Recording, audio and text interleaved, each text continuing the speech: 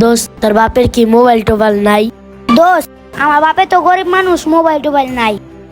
তবে আমি একদিন ঠিকই বড় লোক হইয়া মোবাইল কিনু।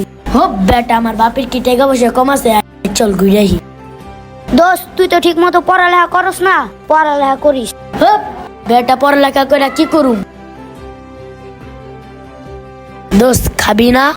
না দোস্ত, আমার কাছে টাকা নেই।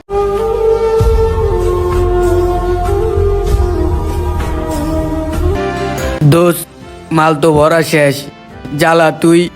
আমার কাছে তো আগুন নাই, তুই জ্বালা। আমার কাছে তো আগুন নাই, চল আগুন লিয়ে আইগা।